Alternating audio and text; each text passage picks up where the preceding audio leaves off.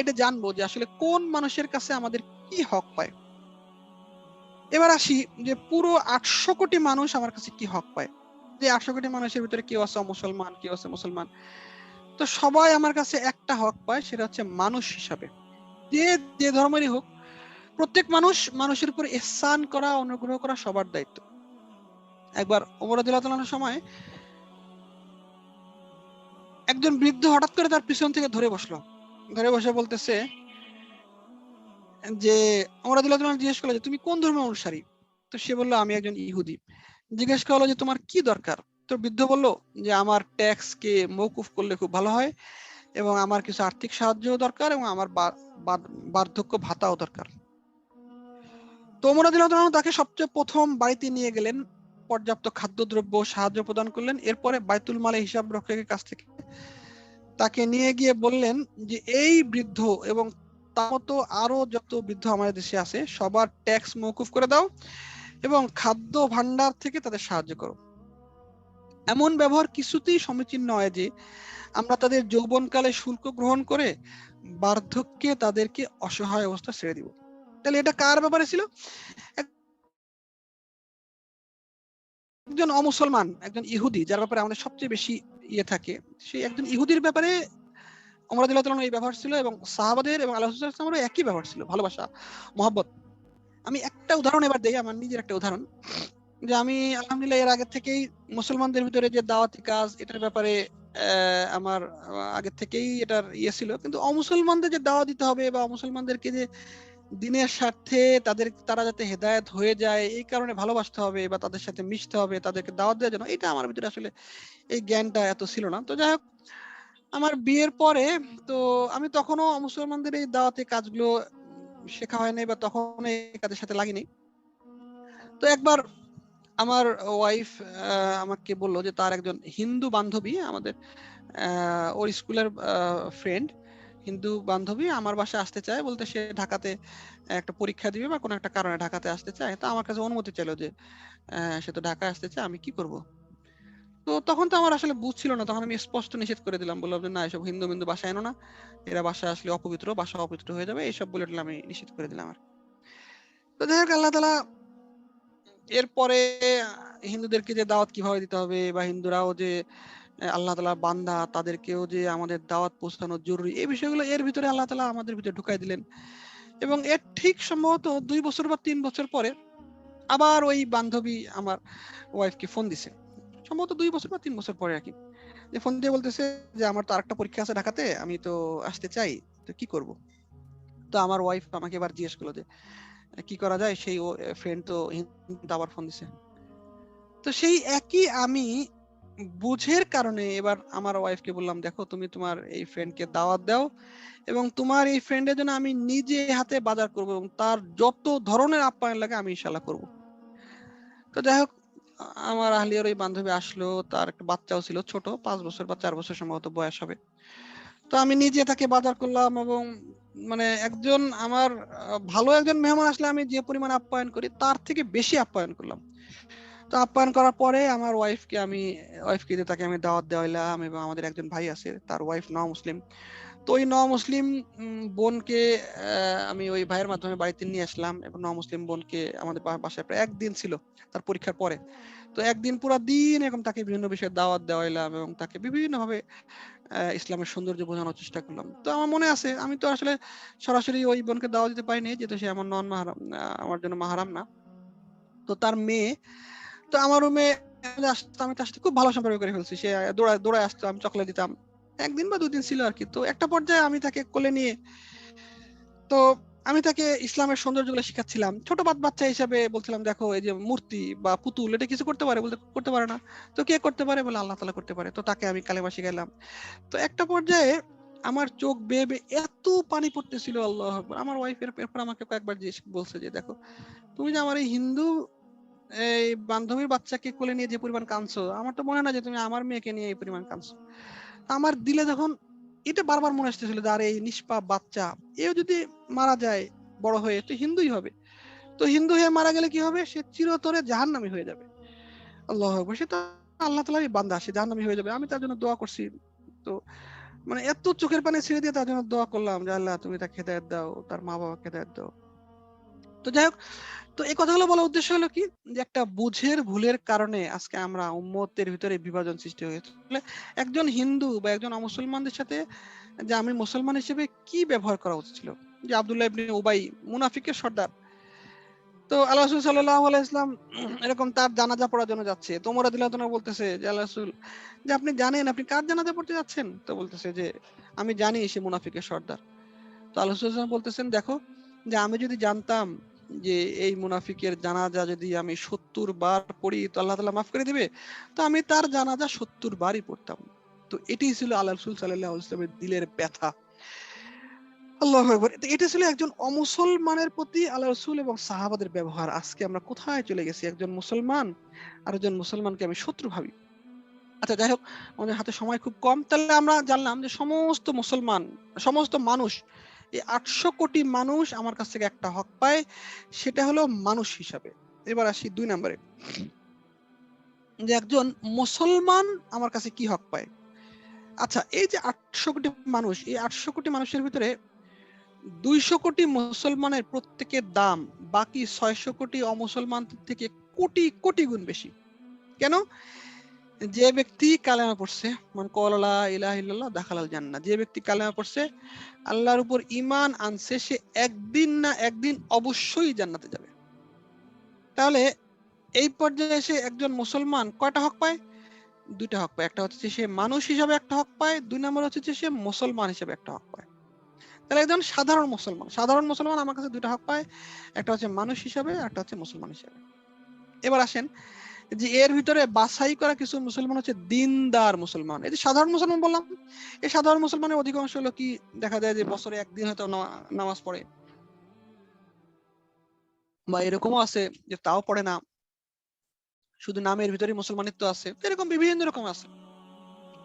তো এবার আসি একজন দিনদার মুসলমান। আচ্ছা, এই যে ২০০ কোটি মুসলমানের ভিতরে আবার যেই মুসলমান নামাজ পড়ে, রোজা রাখে, এদের মূল্য আল্লাহর কাছে কেমন? যে সমস্ত মুসলমানের থেকেও, সাধারণ মুসলমান থেকেও অনেক বেশি। তো ধরলাম যে এরকম বাছাই করা মুসলমান হলো ২০ কোটি। এটা জাস্ট একটা আমার একটা ধারণা আর কি, এটা তো আসলে কোনো স্ট্যাটিস্টিক্স নাই।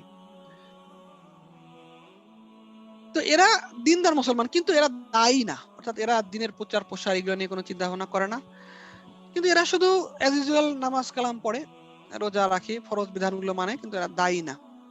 তাহলে এই যে একজন দিনদার মুসলমানের এর কত দাম?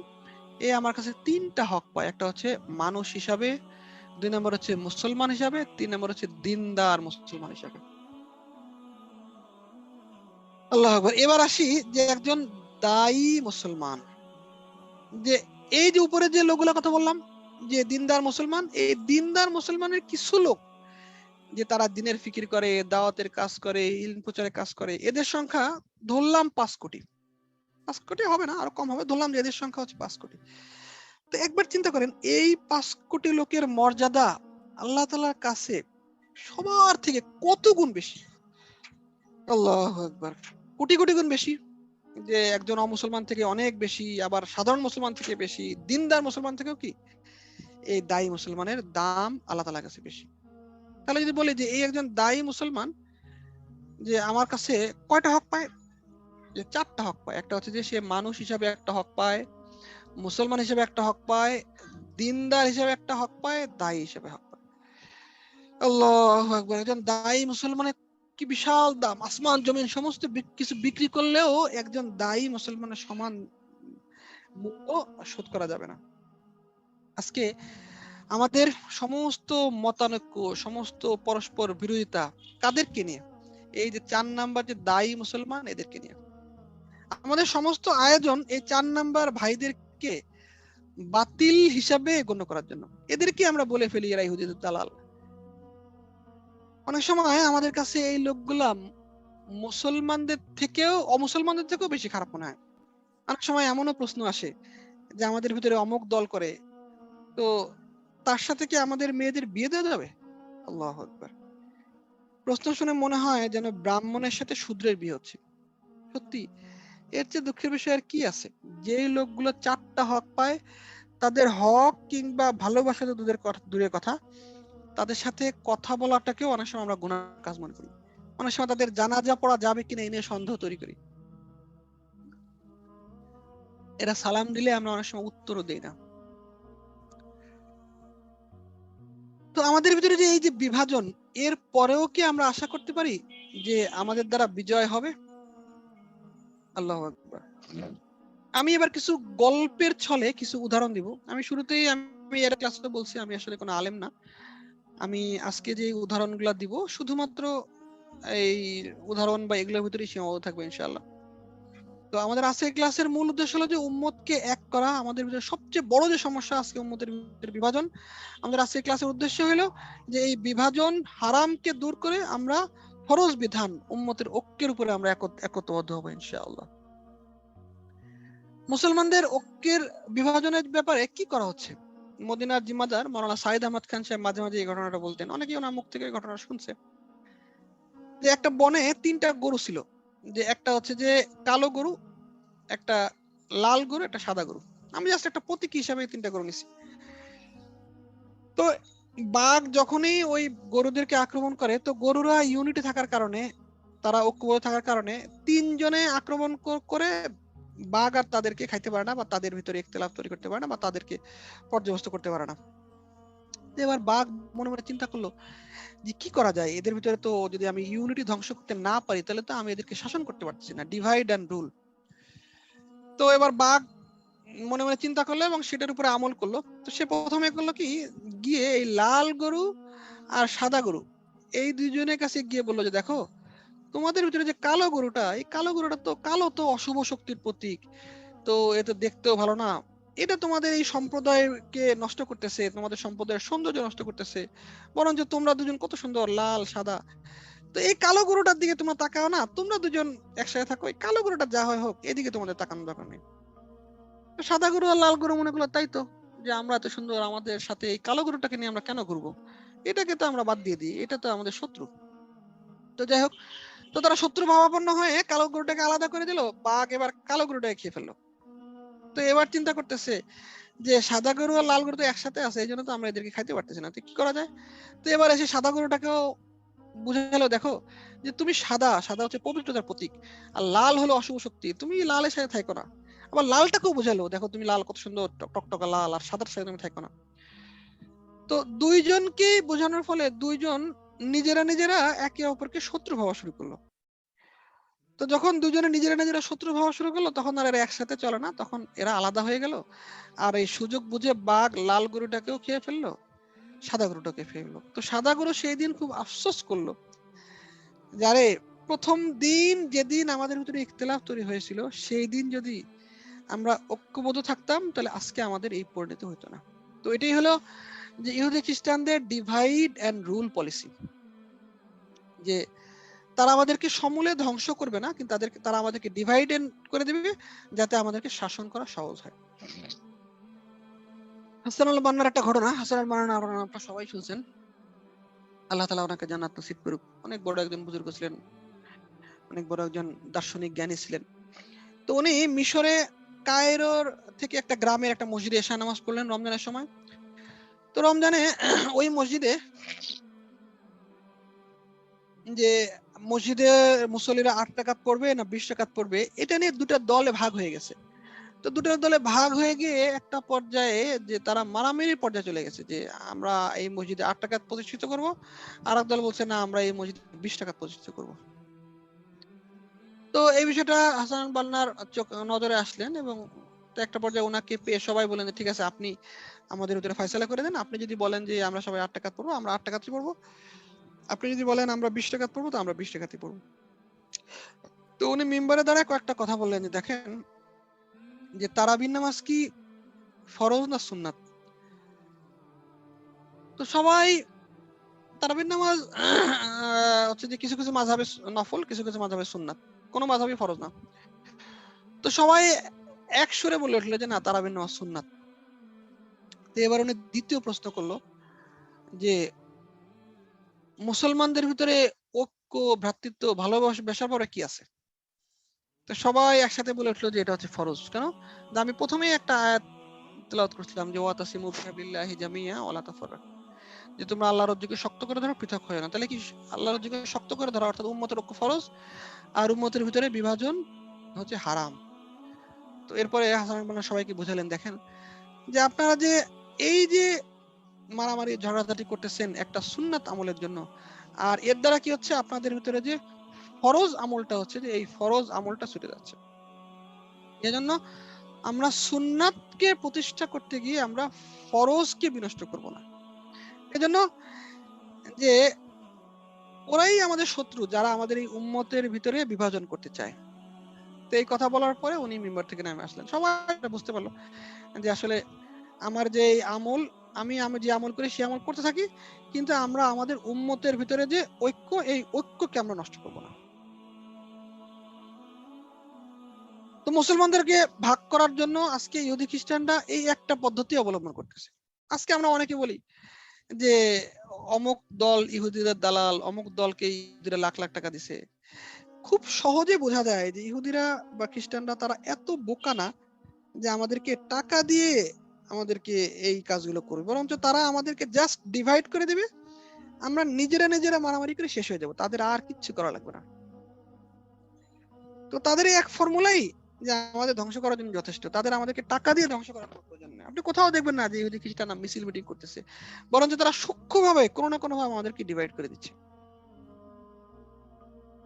আমি এবার একটা উদাহরণ দিই। মনে করেন যে মাছ বাজারে আলাদা আলাদা দোকানদার, কেউ চিংড়ি মাছ বিক্রি করতেছে, কেউ পাবদা মাছ বিক্রি করতেছে, কেউ তেলাপিয়া মাছ বিক্রি করতেছে, কেউ ইলিশ মাছ বিক্রি, আলাদা আলাদা মাছ বিক্রি করতেছে।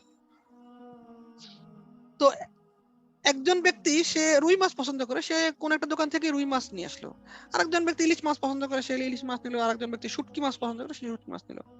এখন এদের সম্পর্কে ধারণা কি হয়, যে দোকানদারের ধারণা কি বা ক্রেতার ধারণা কি? যে ক্রেতার ধারণা এরকম থাকে যে না, আমার কাছে শুটকি মাছ ভালো লাগে, আমি এই জন্য শুটকি মাছ কিনছি, কিন্তু বাকি যে যে তেলাপোয়া মাছ বিক্রি করতেছে সেও হক, যে ইলিশ মাছ বিক্রি করতেছে সেও হক, কিন্তু আমার কাছে শুটকি মাছ ভালো লাগে দেখে আমি শুটকি মাছ কিনলাম।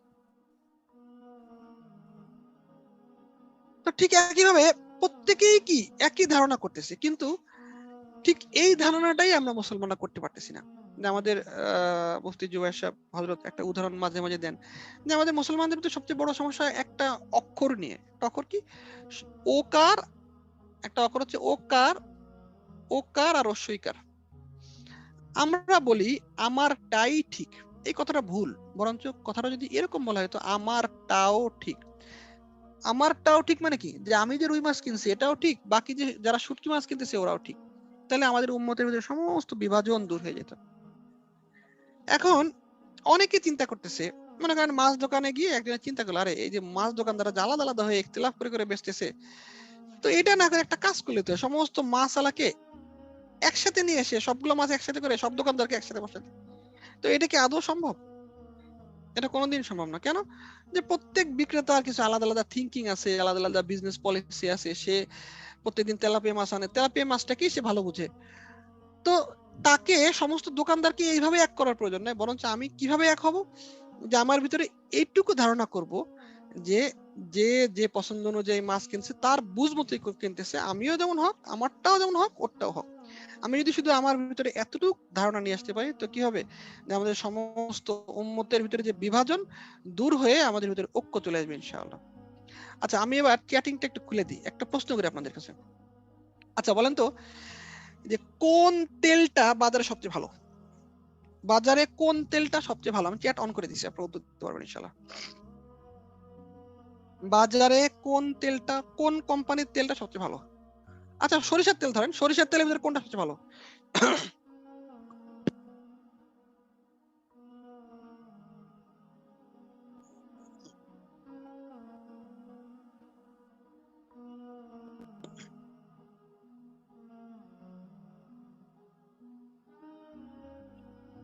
মাশাআল্লাহ, অনেক উত্তর আসতেছে।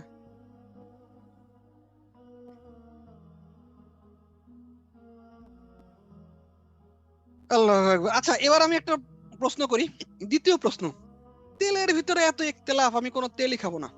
এই প্রশ্নটার সাথে কে কে একমত? যে তেল নিয়ে এত ইখতিলাফ, আপনারা তেল নিয়ে এক হইতে পারলেন না, তাহলে আমি তেলই খাবো না, এটার সাথে কি কে একমত? এটার সাথে কেউই একমত না।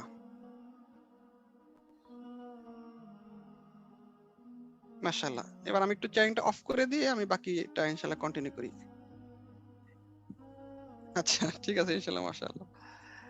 আল্লাহু আকবার। তো এই উদাহরণটাই হচ্ছে সবচেয়ে একটা ভালো উদাহরণ। দেখেন যে কেউ বলতেছে তীরের তেল ভালো, কেউ বলছে ফ্রেশের তেল ভালো, কেউ বলছে বসুন্ধরা। তো এটাকে কিভাবে সে বাছাই করছে বা কিভাবে বলতেছে? কিভাবে বলতেছে যে হয়তো ওনার পরিবারে ১ম এ একাধিক তেল নিয়ে আসছে হাসব্যান্ড। একটা মনে করেন যে সেনা তেল আনছে, তীরের তেল আনছে, ফ্রেশ তেল আনছে, বসুন্ধরা তেল আনছে। তো একেকটা করে খেয়ে দেখছে। দেখার পরে একটা পর্যায়ে দেখলো যে না, যে সেনার যে তেলটা বা হচ্ছে যে ফ্রেশ যে তেলটা বা বসুন্ধরা যে তেলটা, এটা আমাদের পরিবারের সবার সাথে স্যুট করে বা গ্যাস্ট্রিক কম হয়। তো এরপরে কি করতেছে সে, হ্যাঁ ঠিক আছে আমি এরপর থেকে ডিসিশন নিয়ে নিয়েছি যে না আমি তাহলে এই তীর তেলটাই আমি খাবো বা ফ্রেশ তেলটাই খাবো, এবং আজকে ক্লাসে সে ওই তেলটার নামই বলতেছে। এখন তেলের ব্যাপারে কি করে এই ইখতিলাফ করে যে আমি যে তেলটা খাই এই ব্র্যান্ডটাই হক, বাকিগুলা বাতিল। এই কথা যদি বলে তাহলে লোকে কি বলবে? পাগল বলবে। তো আমাদের ভিতরে যে বিভাজন, এই বিভাজনের সমাধান ওই একটাই। আমরা যেভাবে এক একটা তেল খাচ্ছি কিন্তু অপরকে বাতিল বলছি না বা অপরকে আমরা খারাপ ভাবছি না বা গালাগালি করছি না, ঠিক এই জায়গাটা যে আমরা চলে আসি তাহলে কি হবে? আমাদের ভিতরে ঐক্যবদ্ধতা চলে আসবে এবং সবাই আমরা এক হয়ে যেতে পারবো। কোনো ভাই জোরে আমিন বলবে, কোনো ভাই আস্তে আমিন বলবে, কোনো ভাই ৮ টাকার তারাবি পড়বে, কোনো ভাই ২০ টাকার তারাবি পড়বে, কোনো ভাই সবচেয়ে সহি হাদিসগুলো আমল করার চেষ্টা করবে, কোনো ভাই একজন সাধারণ রিকশাওয়ালা থেকে শুরু করে সবার মাঝে দিনকে ছড়িয়ে দেওয়ার জন্য দাওয়াত তাবলীগ মেহনত করবে। কোনো ভাই আবার দেশের শাসন ব্যবস্থা যাতে ইসলাম থাকে এজন্য মেহনত করবে। কোনো ভাই জিকিরকে প্রাধান্য দিবে। সবই আমার ভাই। এরা সবাই আমার কাজ করে দিচ্ছে। সবাই আমার মুসলমান ভাই। আমরা সবাইকে দিল থেকে ভালোবাসবো কি জন্য? এরা আমার সবাই মুসলমান ভাই। এরা সবাই দায়ী। এজন্য আমরা ভালোবাসবো। আমরা যদি উম্মতের বিজয় দেখতে চাই তো একটাই ওয়ে, যে আমাদেরকে এখন ঐক্যবদ্ধ হতে হবে। যে আমরা আজকে মার খেতে খেতে আমরা আজকে বিভাজন হইতে সমস্ত জায়গায়, যে জায়গায় আমরা সংখ্যাগরিষ্ঠ সেখানেও আমরা মার খাচ্ছি, যেখানে আমরা সংখ্যা লঘু সেখানেও আমরা মার খাচ্ছি। কেন? যে আমাদের ভিতরে আজকে ঐক্যবদ্ধতা নাই। যে আজকে দেখেন আমাদের দেশে হিন্দু, বৌদ্ধ, খ্রিস্টান ঐক্য পরিষদ, অর্থাৎ ৪টা বড় বড় ধর্ম নিয়ে তারা একটা ঐক্য পরিষদ করছে। আর আজকে যদি বলি যে আমাদের মুসলমানদের ভিতরে কোনো ঐক্য আছে, নাই। তো কেন নাই? আর নাই দেখেই আজকে আমরা মুসলমানরা এরকম মার খাচ্ছি। তো এই জন্য আজকে আমাদের এখন সময় যে আমাদের সবকিছু ভুলে গিয়ে উম্মতকে এক করা, সমস্ত উম্মতকে ভালোবাসা। যে আল্লাহ রাসূল সাল্লাল্লাহু আলাইহি ওয়াসাল্লাম যদি একজন মুনাফিককে ভালোবাসতে পারে, ওমর রাদিয়াল্লাহু তাআলা যদি একজন বৃদ্ধকে দেখে যদি তার এই অবস্থা হতে পারে, চোখ দিয়ে যদি পানি পড়তে পারে, তাহলে আমাদের একজন মুসলমান সম্পর্কে কি ধারণা হবে? একটা প্রশ্ন, আমি আবার একটু চ্যাটটাকে খুলে দিচ্ছি। যে আমাদের রিসেন্টলি, আমি নামগুলো স্পষ্ট করছি না, খোরাসানে যে আমাদের বিজয় হলো মুসলমানদের, এই বিজয়ের পিছনে সবচেয়ে বড় শক্তি কি ছিল? যে কার সাথে যুদ্ধে বিজয় হয়েছে এমন একটা দেশ যে সারা পৃথিবীকে নেতৃত্ব দিচ্ছে এই মুহূর্তে? কেউ কি মনে করেন যে খোরাসানের সবচেয়ে বড় ছিল অস্ত্র, সবচেয়ে বড় ছিল তাদের এই অস্ত্র ভান্ডার, এই সমস্ত কিছু কি তাদের বিজয় দান করছে? না। তাদের আল্লাহর উপরে ভরসা, ইমান এবং হচ্ছে তাদের সবচেয়ে বড় ঐক্য, তাদের ইমানি শক্তি এবং এই ইমানি শক্তির সাথে ঐক্য। এই ঐক্যের কারণেই যে আল্লাহ তাআলা তাদেরকে বিজয় দান করছে। তারা এরকম এত মাইর খাইছে, আল্লাহু আকবার। ১৫ বছর, ২০ বছর, ৩০ বছর ধরে তারা মায়ের একটার পর একটা খাইতেই আছে, আল্লাহু আকবার। তাদের ঘর ভাঙছে, বিল্ডিং ভাঙছে, মানুষকে হত্যা করছে, গুম করছে, লুটপাট করছে, তারপরেও তারা ঐক্যকে ছাড়ে নাই। তো এই ঐক্যকে না ছাড়ার কারণেই ইন্না ফাতাহনা লাকা ফাতহাম মুবিন, আল্লাহ তাআলা তাদেরকে বিজয় দিয়েছে। তো আমরা যদি ঐক্য দেখতে চাই তো আমাদেরকে একটা প্ল্যাটফর্মে ঐক্যবদ্ধ হইতেই হবে। এটা ছাড়া আমাদের ভিতরে আর কোনো শক্তি নাই। আমাদেরকে ঐক্যবদ্ধ হইতেই হবে। আমরা তো ঐক্যবদ্ধ হবই, কারণ যেহেতু মুসলমানদের তো সারা পৃথিবীতে বিজয় হবেই। ইমাম মেহেদীল ইসলাম আসার পরে তো ঐক্যবদ্ধ হইতেই হবে। কিন্তু আমাদের জানি এরকম না হয় আমরা মায়ের খেতে খেতে শেষ হয়ে যাওয়ার পরে যদি আমরা ঐক্যবদ্ধ না হওয়া লাগে, আল্লাহ যদি আমাদেরকে এর আগেই আমাদেরকে ঐক্যবদ্ধ করে দেয়। আল্লাহু আকবার। যে আমাদের কেন আমরা ঐক্য হব? যে আমাদের কাবা এক, যে আমাদের আল্লাহ এক, যে আমাদের রসুল এক। তো আমরা এই বিষয়গুলোর উপর ঐক্যবদ্ধ হই। যে এই বিষয়গুলোর উপর যদি ঐক্যবদ্ধ হই তো আল্লাহ তাআলা ইনশাআল্লাহ আমাদেরকে একদিন না একদিন বিজয় দিবেনই। এই জন্য আমাদের ঐক্যবদ্ধ হওয়া ছাড়া কোনো উপায় নেই। যে মুসলমান, সারা পৃথিবীর মুসলমান যে একটা শরীরের মতো, যে আজকে সিরিয়ার মুসলমান যদি কোনো কারণে আহত হয়, আফগানিস্তানের মুসলমান যদি কোনো কারণে আহত হয়, আমেরিকার মুসলমান যদি কোনো কারণে আহত হয়, যদি আমার দিলে যদি ব্যথা না লাগে, তো আমি মুসলমান না। এটা তো হাদিস। যে আমি যদি বলি যে আমার পায়ে আঘাত পাইছে, পায়ে আঘাত পাইছে, আমার কি আসে যায়, আমার তো আর হাতে তো আর আঘাত পাইনি। বা যদি বলি আমার কেনি আঙ্গুলে আঘাত পাইছে, যে কেনি আঙ্গুলে একটা সামান্য একটা সুই ফুটছে, আমি বলি যে কেনি আঙ্গুল তো এটা কি আমার কোনো বিষয় না। না, আমার যদি শরীরে একটা অংশে আঘাত পাই, ওই একটা অংশের আঘাত এমন অবস্থা হয় যে আমার শরীরে জ্বর নিয়ে আসে। আল্লাহু আকবার। তো এই জন্য আমাদের ঐক্যবদ্ধ হইতেই হবে ইনশাআল্লাহ। তো আমরা আজকে আমাদের শেষে, এখন নিয়ত করার শেষে আমরা নিয়ত করবো যে আমরা আমাদের উম্মতের বিজয় দেখার জন্য, উম্মতের ক্রান্তিকালে আমরা সবাই ইনশাআল্লাহ ঐক্যবদ্ধ হব। ধনী গরিব ভালোবাসার বন্ধন। দেখেন যে একজন ধনীকে আল্লাহ তাআলা তার যাকাতকে ফরজ করে দিলেন, আর গরিবকে আল্লাহ তাআলা যাকাত দিচ্ছেন। একজন ধনী একজন গরিবকে যাকাত দেয়। তো ধনী যে গরিবকে যাকাত দেয়, তো এই ধনী গরিব জাকাতদারের ভিতরে কি হয়, তাদের একটা ভালোবাসা সৃষ্টি হয়। যেই ধনী লোকটা এলাকার ভিতরে জাকাত দেয়, তো কি হয় যে ওই এলাকার গরিব লোকগুলো ওই ধনী লোকের দিকে তাকায় থাকে, দেখলে সালাম দেয়, ভালোবাসে। আরে এই লোকটা রমজান মাসে আমাদের সবাইকে জাকাত দিবে, আমাকে শাড়ি দিবে বা আমাকে এই লুঙ্গি দিবে, তো কি করে ওই লোকটাকে সবাই ভালোবাসে। তো এই জন্য যে ভালোবাসার বন্ধন মুসলমানদের প্রত্যেকটা জায়গায় আমাদের এই ভালোবাসার বন্ধন। ঐক্য নিয়ে যে কোরআন হাদিসের যে বিষয়গুলো আছে, আলহামদুলিল্লাহ আমার এই বইটা সামনে পাবলিশ হবে। আমি বইটা মোটামুটি লেখা শেষ করছি, এখনো বইটা শেষ হয়নি। আমি এখানে প্রচুর পরিমাণে আলহামদুলিল্লাহ কোরআন হাদিস সংগ্রহ করছি এই উম্মতের ঐক্য নিয়ে। তো আমি এখনো এই এই এখন এগুলো নিয়ে আলোচনা করলে আসলে ক্লাসটাকে আমি শেষ করতে পারবো না। এগুলো সব কোরআন হাদিসের রেফারেন্স, প্রচুর রেফারেন্স আছে। যে শত শত জায়গায় এরকম উম্মতের ঐক্য নিয়ে কথা আছে কোরআনে এবং হাদিসে। এগুলো আমি এখন বলছি না। আমি যেহেতু আসলে আমাদের ক্লাসটা আজকে একটু মানে খুব সহজ সরল ভাবে বোঝানোর চেষ্টা করি, যাতে আপনাদের সবার দিলের ভিতরে। এই বইটা এখনো পাবলিশ হয় নাই, এটা ইনশাআল্লাহ আমি নিয়ত করছি পাবলিশ করবো সামনে আর কি। উম্মতের ফিকির এবং উম্মতের ঐক্য, এরকম একটা নাম হবে ইনশাআল্লাহ। আচ্ছা, আলোচনা একটা হাদিস আমরা জেনে নিই।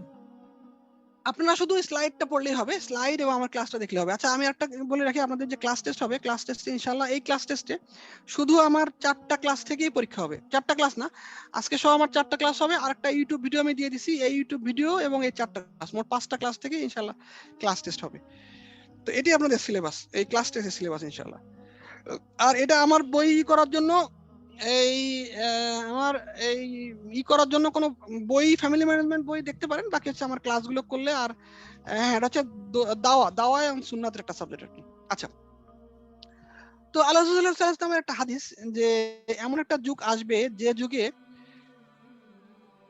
যুগে অন্যান্য জাতিরা চতুর্দিক থেকে মুসলমানদেরকে ধ্বংস করার জন্য এমন ভাবে একত্রিত হবে যে যেভাবে দস্তরখানার মধ্যে খাবার রাখা থাকে, আর মানুষরা চতুর্দিক থেকে ওই দস্তরখান থেকে ওই খাবার ছিঁড়ে ছিঁড়ে খায়। অর্থাৎ দস্তরখানে যেমন আমরা খাবার রেখে ছিঁড়ে ছিঁড়ে খাই, রুটি হোক বা গোশত হোক, ছিঁড়ে ছিঁড়ে খাই সবাই চারিদিক থেকে বসে, তো মুসলমানদের অবস্থা এরকম হবে এবং অন্যান্য জাতিরা আমাদেরকে ছিঁড়ে ছিঁড়ে খাবে। তো এক সাহাবী প্রশ্ন করলো, ইয়া রাসূলুল্লাহ, তখন কি মুসলমানদের যখন মুসলমানদের এমন অবস্থা হবে, তো মুসলমানদের কি সংখ্যা অনেক কম হবে নাকি? তা আল্লাহ রাসূল সাল্লাল্লাহু আলাইহি ওয়াসাল্লাম বললেন যে না, তখন মুসলমানদের সংখ্যা আমাদের থেকে অনেক বেশি হবে। তো আজকে আমরা দেখি যে আজকে কি আমরা সংখ্যায় কম না বেশি? আমরা আল্লাহ রাসূল সাল্লাল্লাহু আলাইহি ওয়াসাল্লামের সময় থেকে অনেক বেশি মুসলমান, শত শত গুণে আজকে মুসলমান বেশি। কিন্তু যেখানে আমরা সংখ্যালঘু সেখানে আমরা মার খাচ্ছি, যেখানে আমরা সংখ্যাগরিষ্ঠ সেখানেও আমরা মার খাচ্ছি। কেন? যে আমাদের মুসলমানদের ভিতরে আজকে ঐক্য নাই, আমাদের ভিতর থেকে ঐক্য শেষ হয়ে গেছে, আর আমরা মুসলমানরা মার খাওয়া শুরু করছি। সারা পৃথিবীতে প্রায় 200-250 কোটি মুসলমান, এত মুসলমান থাকা সত্ত্বেও আজকে মুসলমান নির্যাতিত। এর একটাই উত্তর, যে আমাদের ঈমান এবং আমাদের ঐক্য আমাদের থেকে সরে গেছে। তো এবার আসেন যে আমরা উম্মতের ঐক্যের জন্য আমরা কি করব, যে কিভাবে আমাদের উম্মতের ভিতরে ঐক্য আসবে। তো এই জন্য আমাদের কি করতে হবে, কিছু বিষয় আমাদেরকে সুন্দর করতে হবে, আমাদেরকে পজিটিভ কিছু বিষয় ভাবতে হবে। যে আমি এর আগে দিনে বলছিলাম যে আল্লাহ তাআলা আমাদেরকে দুইটা চোখ দিয়েছে। তো একটা চোখ দিয়ে আমি কি দেখবো, যে অন্য দলের বা অন্য মতের ভালো দিক দেখবো, আর একটা চোখ দিয়ে আমার ভিতরে যে খারাপ সেগুলো দেখবো। তো আমি যদি এটা দেখতে পারি তো পৃথিবীটা আমার কাছে অনেক সুন্দর মনে হবে। আর যদি আমি দুইটা চোখ দিয়েই অন্যের খারাপ গুণগুলো দেখতে থাকি তো কি হবে, যে আমার কাছে পুরো পৃথিবীটা বিষের মতো লাগবে। এমন কোনো ব্যক্তি নাই বা দল নাই যে তার ভিতরে ভালো কিছু নেই, প্রত্যেকটা দলের ভিতরেই কিছু কিছু ভালো আছে। তো আমরা মৌমাছি হই, মাছি না হই। দেখেন একই জায়গায় যে একটা ফুল আছে আর একটা ময়লা আছে, তো মাছি কি করবে, ময়লার উপরে গিয়ে বসবে, আর মৌমাছি কি করবে, ফুলের উপরে বসে মধু সংগ্রহ করবে। তো এই জন্য মুসলমান তো মৌমাছি হবে, মুসলমান তো মাছি হবে না। তো এই জন্য আমরা যদি ভালো গুণ দেখার অভ্যাস করি তো পৃথিবীটা আমার কাছে সুন্দর মনে হবে, সবাইকে আমার কাছে ভালো মনে হবে। আর যদি আমি খারাপ গুণ দেখার অভ্যাস করি তো কি হবে, পৃথিবীটা আমার কাছে সমস্ত কিছুই আমার কাছে খারাপ মনে হবে। একবার একজন শিক্ষক ক্লাসে জিজ্ঞেস করলেন যে আচ্ছা বলতো, এরকম কয়েকটা গ্লাস রাখলেন আর এরকম কিছু পানি এরকম কম ছিল বেশি ছিল এইভাবে ছিল আর কি। তো এই গ্লাসগুলো অবস্থা জানতে চাইলেন, তো স্টুডেন্টরা সবাই উত্তর দিল যে প্রথম গ্লাসটা যে অল্প খালি, পরের গ্লাসটা অর্ধেক খালি, আর শেষের গ্লাসটা অধিকাংশ খালি। তো ওই শিক্ষক উত্তর দিলেন যে দেখো, তোমরা যদি নেগেটিভ না হয় পজিটিভ হইতা তো তোমাদের জীবন সুন্দর হইতো। তো পজিটিভ কি হবে, যে তোমাদের উত্তরটা এরকম হওয়া দরকার ছিল যে প্রথম গ্লাসটা অধিকাংশই ভরা, দ্বিতীয় গ্লাসটা অর্ধেক ভরা, আর তৃতীয় গ্লাসটা কিছু অংশ ভরা। তো কি হতো, তো আমার ভিতরে যা আছে আমি সেটা নিয়ে স্যাটিসফাইড হতাম, সেটা নিয়ে খুশি হতে পারতাম। তো আমার ভিতরে যে নাই নাই নাই নাই এই জিনিসটা আমার থাকতো না, এবং আমার কাছে দুনিয়াটাকে অনেক সুন্দর মনে হতো। তো আমরা যদি কারো দোষকে গোপন করি, কিয়ামতের ময়দানে আল্লাহ তাআলা আমাদের দোষকে গোপন করবেন। এবার আসেন আমরা একটু ডিপে যাই, যে ৭৩ দলের ভুল ব্যাখ্যা। আল্লাহ রাসূল সাল্লাল্লাহু আলাইহি ওয়াসাল্লাম একটা হাদিস, আমরা সবাই হাদিসটাকে ব্যবহার করি যে নিশ্চয়ই বনী ইসরাঈলরা ৭২ দলে বিভক্ত হয়েছিল, আমার উম্মত বিভক্ত হবে ৭৩ দলে, একটি দল ব্যতীত সমস্ত দল জাহান্নামে যাবে। সাহাবীরা প্রশ্ন করলো, জান্নাতে যাবে তারা কারা? রাসূল সাল্লাল্লাহু আলাইহি ওয়াসাল্লাম বলেন, আমি এবং সাহাবীরা যেই দিনের উপরে প্রতিষ্ঠিত আছি, পরবর্তী সময়ে যারা আমাদের ওই দিনের উপর প্রতিষ্ঠিত থাকবে সবাই জান্নাতি। তো এই আয়াত, এই হাদিসটার আমরা অধিকাংশ লোকই ভুল ব্যাখ্যা করি। আমরা এই হাদিসটাকে আমরা চালিয়ে দিই ওই যে ৪ নাম্বার যে দায়ী মুসলমান এদের ভিতরে এই হাদিসটা ব্যবহার করি। না, এটা না। এই হাদিসকে আপনি ব্যবহার করতে পারেন কাদিয়ানীদের জন্য, শিয়াদের জন্য আপনারা এই হাদিসটাকে ব্যবহার করতে পারেন। কিন্তু এই হাদিস আমরা একটু পরে যে সমস্ত দলের কথা বলবো, না, এরা সবাই আহলে সুন্নাত ওয়াল জামাতের ভিতরে অন্তর্ভুক্ত। যতক্ষণ পর্যন্ত কোন দলের ভিতরে স্পষ্ট শিরক এবং কুফর না পাওয়া যাবে ততক্ষণ পর্যন্ত ওই দলটি প্রথম দলের ভিতরে, ওরা ৭২ দলের ভিতরে না। একজন লোককে আমি বলে দিলাম যে সে জাহান্নামী, আরে জান্নাত জাহান্নামের ক্ষমতা কি আল্লাহ তাআলা আমাকে দিছে? আমি কি জানি যে তার কোন আমলের কারণে আল্লাহ তাআলা তাকে জান্নাতি দিয়ে দিবে? আর অনেক সময় আমরা আরেকটা ভুল করি, যে আমরা এরকম একটা দলের একজন লোক খারাপ কাজ করছে, তো এই একজন লোকের খারাপটা দেখে আমরা পুরো দলটাকেই খারাপ বলে ফেলি। তো বিষয়টা তো এরকম হয়ে গেল যে বাংলাদেশে তো অলমোস্ট 90% বা এর বেশি মুসলমান, তো একজন মুসলমান এরকম মারামারি করে একজনকে হত্যা করে ফেলছে, তো এখন আমি কি বলবো যে সমস্ত মুসলমান এরকম খুনি? তো বিষয়টা তো এরকম হয়ে গেছে। তো আমরা এরকম সমস্ত দল থেকে সমস্ত মত থেকে আমরা ভালোগুলোকে বাছাই করি, তো কি হবে যে আমাদের উম্মতের ভিতরে ঐক্য আসবে। তো আমরা এখন যে আমাদের দেশে যে যেই দলগুলো, যেই ভাইরা বিভিন্নভাবে মেহনত করতেছে, একটু ভিন্ন ভিন্ন মেহনত করতেছে, কিন্তু আমরা এই ভাইদেরকে কিভাবে ভালোবাসবো, এই ভালোবাসার কারণগুলোকে আমি খোঁজার চেষ্টা করি। আমি জানি যে এই ভাইদের কথা আসার সাথে সাথেই কোনো না কোনো ভাইদেরকে নিয়ে আপনাদের কোনো না কোনো খারাপ বিষয় চলে আসবে, কিন্তু আমরা আজকে উম্মতের ঐক্যের জন্য এই খারাপগুলোকে ঢেকে রাখি, বরঞ্চ ভালো দিকগুলোকে আমরা তুলে ধরি। আমরা এই ভাইদের নাম উচ্চারণ করব না, আমরা জাস্ট শুধু ইঙ্গিত দিয়ে যাব, আপনারা ইনশাআল্লাহ এটা জাস্ট একটা প্যাটার্ন, আপনারা সমস্ত লোককে এইভাবে ফালাই দিবেন আর কি। তো এদের সম্পর্কে আমাদের ভালো ধারণাটা আমরা কিভাবে করব? আচ্ছা, মনে করেন যে আমাদের দেশে কিছু ভাই আছে যে ওনারা সহিহ হাদিসগুলোর উপরই আমল করেন, আলহামদুলিল্লাহ, মাশাআল্লাহ। যে ওনাদের এই সহিহ হাদিসের আমল করার কারণে সমাজে অনেক পরিবর্তন আসছে। একসময় আমাদের সমাজে অনেক বেদাত ছিল, অনেক বেদাতে ভরপুর ছিল, কিন্তু এই সমস্ত ভাইদের আন্দোলনের কারণে এবং আমাদের ওলামা একরাম সচেতন হওয়ার কারণে আল্লাহ তাআলা আমাদের এই সমাজ থেকে অনেক বেদাতকে দূর করে দিয়েছে, অন্যদিকে একটা জিনিস দেখেন, আমরা সবাই যদি 20 রাকাত তারাবির নামাজ পড়ি, তো আল্লাহ রাসূল সাল্লাল্লাহু আলাইহি ওয়াসাল্লাম তো 8 রাকাত তারাবিও পড়ছেন। তো সবার মাঝখান থেকে এই আমলটা হারিয়ে যেত। হানাফি মাযহাব অনুসরণকারী ভাইরা যখন আল্লাহ রাসূল সাল্লাল্লাহু আলাইহি ওয়াসাল্লামের আস্তে আমিন বলা সুন্নাতের উপর আমল করছেন, তখন কিছু ভাই যদি রাসূল সাল্লাল্লাহু আলাইহি ওয়াসাল্লামের আরেকটা সুন্নাত, জোরে আমিন বলা সুন্নাতের উপর আমল না করত, তাহলে তো এই সুন্নাতটাও সমাজ থেকে হারিয়ে যেত। তো এই সমস্ত ভাইদের এই উপস্থিতি মসজিদে কত সুন্দর লাগে, যখন বিশেষ করে আল্লাহু আকবার আমরা যারা হারামে গিয়েছি বা হজ উমরার জন্য যাওয়া হয়েছে, খুব সুন্দর যে মুসলমানদের ভ্রাতৃত্ববোধ, কেউ হাত বাড়তেছে, কেউ হাত বাড়তেছে না, কেউ হাত উপরে বাড়তেছে, কেউ জোরে আমিন বলতেছে।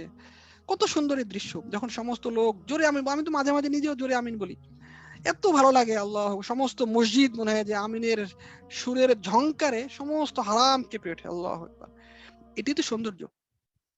সারা পৃথিবীতে যদি একটাই মাযহাব থাকতো, তবে হয়তো আল্লাহ রাসূল সাল্লাল্লাহু আলাইহি ওয়াসাল্লামের অনেক আমল পৃথিবী থেকে হারিয়ে যেত, যেটা আল্লাহ চায় নাই। আল্লাহ কি চাইছে যে আল্লাহ রাসূল সাল্লাল্লাহু আলাইহি ওয়াসাল্লামের প্রত্যেকটা আমলই জীবিত থাকুক। তো এই কারণে যে এই যে মাযহাব বা মানহাজ, এগুলো দিয়ে আল্লাহ রাসূল সাল্লাল্লাহু আলাইহি ওয়াসাল্লামের প্রত্যেকটা আমলই জীবিত আছে। আল্লাহ রাসূল সাল্লাল্লাহু আলাইহি ওয়াসাল্লাম কোন এক সময় এরকম হাত ছেড়ে দিয়ে নামাজ পড়ছেন, এই আমলটাকেও আল্লাহ তাআলা পছন্দ করছেন।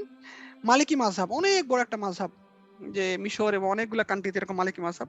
এই মালিকি মাযহাব ভাইরা হাতি মানে হাতি বাঁধে না। তো এরা কি করতেছে, ওই আল্লাহ রাসূল সাল্লাল্লাহু আলাইহি ওয়াসাল্লাম ওই আমলটাকে ধরে রাখছে। তো আরবে যেমন হাম্বলি মাযহাবের ভাই আছে, তো এইজন্য তো এই ভাইদেরকে আমরা কি করব, যে আমরা এইভাবে দেখবো যে এই ভাইরা এই আমলগুলো করার কারণে যে আমাদের সমাজ থেকে আল্লাহ রাসূল সাল্লাল্লাহু আলাইহি ওয়াসাল্লামের ওই আমলটাও চালু আছে, না হলে আল্লাহ রাসূল সাল্লাল্লাহু আলাইহি ওয়াসাল্লাম ওই আমলটা সমাজ থেকে হারায় যেত। আচ্ছা, এবার আসি আমরা আজকে আমাদের এখানে কোনো মাসলা মাসাইল নিয়ে না, মাসলা মাসাইল আমরা ইনশাআল্লাহ উলামায়ে কারামের কাছে শুনে নেব। আমরা এখান থেকে শুধু উম্মতের ঐক্যের জয়গান আমি গিয়ে যাই। আজকে এতটুকু আমরা জেনে নেই যে আমরা কিভাবে উম্মতকে এক করব। শুধু আমরা আজকে ভালো দিকগুলোর দিকে তাকাবো, খারাপ দিকগুলোর দিকে ইনশাআল্লাহ তাকাবো না। এবার আসি যে হানাফি মাযহাব এবং দেওবন্দ মাদ্রাসা। আমাদের উপমহাদেশে অধিকাংশ লোকই হানাফি মাযহাব অনুসরণ করেন। অন্যদিকে ব্রিটিশ যখন এই উপমহাদেশের শত শত ওলামায়ে কেরাম এবং মুসলমানদেরকে ধ্বংস করার জন্য সমস্ত নীল নকশা বাস্তবায়নের চেষ্টায় ব্যস্ত, সেই সময় প্রতিষ্ঠা হয় দেওবন্দ মাদ্রাসা। দেওবন্দ মাদ্রাসার সিলেবাস অনুসরণ করে লক্ষ লক্ষ কওমি মাদ্রাসা গড়ে উঠেছে এবং লক্ষ লক্ষ ওলামায়ে কেরাম তৈরি হয়েছে। আল্লাহু আকবার, আল্লাহ! এত বড় বিষয়, এত বড় কবুল মেহনত সম্পর্কে লেখা আমার মতো একজন অধমের বুক কাঁপবে, এটাই স্বাভাবিক। আমরা আজকে আমাদের বাংলাদেশে যে সমস্ত ইমামের পিছনে নামাজ পড়তেছি বা যে সমস্ত খতিব সাহেবের বয়ানে দিনের খোরাক পাচ্ছি, এরা সবাই প্রত্যক্ষ বা পরোক্ষভাবে এই দেওবন্দ মাদ্রাসার মেহনতের ফসল। আল্লাহ দেওবন্দ মাদ্রাসার প্রতিষ্ঠাতা কাসিম মাহমুদুর রহমতুল্লাহ আলাইহির কবরকে জান্নাতের নূরে নূরান্বিত করে দিক এবং উনাদের কাজ এবং ফিকিরের সামান্য অংশ হইলেও আমাদের মাঝে দিয়ে দিক। উনাদের পায়ের ধুলার সমান যোগ্যতাও যদি আল্লাহ তাআলা আমাদেরকে দিত, হয়তো বা আল্লাহ তাআলা এই উসিলায় আমাদেরকে মাফ করে দিত। এজন্য আমরা কারো সমালোচনা করার আগে একবার ভাবি, আমার দিল কি একেবারেই কাঁপে না যে আমি কত বড় একটা মেহনতকে নিয়ে আমি সমালোচনা করতেছি। আল্লাহু আকবার। তো এখন মাযহাবের ক্ষেত্রে যে প্রশ্নগুলো, এগুলোর উত্তর আমি আজকে দিব না। আমি শুধু এতটুকু বলে রাখি যে আমার জন্ম যদি মালয়েশিয়াতে হইতো, তো আমি শাফিঈ মাযহাবকে ফলো করতাম। কেন? যে মালয়েশিয়াতে সব শাফিঈ মাযহাবের সমস্ত মসজিদের ইমাম বা যারা খতিব আছেন বা উলামায়ে কেরাম আছেন, সব শাফিঈ মাযহাবের। কারণ ওইখানে আমার জন্ম হইলে তো শাফিঈ মাযহাবের উলামায়ে কেরাম আমি কাছে পাইতাম। আমি কোনো বিপদে আপদে না, সরি, কোনো মাসলা মাসালাগত জটিলতার কারণে আমি উলামায়ে কেরামের কাছে, যাদের কাছে ছুটে যেতাম, তারা শাফিঈ মাযহাবের হইতো। ঠিক একইভাবে আমার জন্ম যদি আরবে হইতো, তাহলে আমি ডেফিনিটলি হাম্বলি মাযহাবের হইতাম। কেন? যে আমার মাসলা মাসাইল শেখার জন্য বা কোনো জটিল মাসলা মাসাইল শেখার জন্য আমি সহজে হাম্বলি মাযহাবের উলামায়ে কেরাম পাইতাম। ঠিক একইভাবে বাংলাদেশের প্রেক্ষাপটে যেহেতু হানাফি ওলামায়ে কেরাম বেশি, এজন্য হানাফি এই ওলামায়ে কেরামের কাছ থেকে মাসলা মাসাইল যাওয়া সহজ। আবার যদি কেউ জি, আমাদের পরে আকীদা ক্লাস আলাদা হবে। আমি জাস্ট উম্মতের ঐক্য নিয়ে আলোচনা করতেছি ইনশাআল্লাহ। অন্যদিকে যদি আমাদের যে সমস্ত ভাইরা আহলে হাদিসের আছেন বা সালাফি ভাইরা আছেন, উনারাও যদি এরকম মনে করেন যে না, উনারাও ওই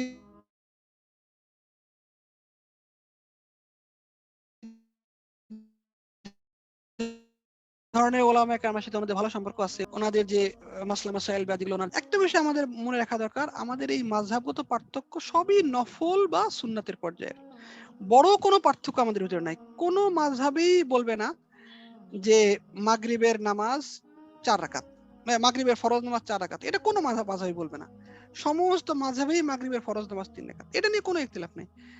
তো এটাও একটা শয়তানের নেক্সট রুটে ধোঁকা। শয়তান আমাদেরকে আসল কাজ থেকে দূরে রেখে এই যে নফল জিনিস নিয়ে মারামারি করাইতে চায়, এই কারণেই যাতে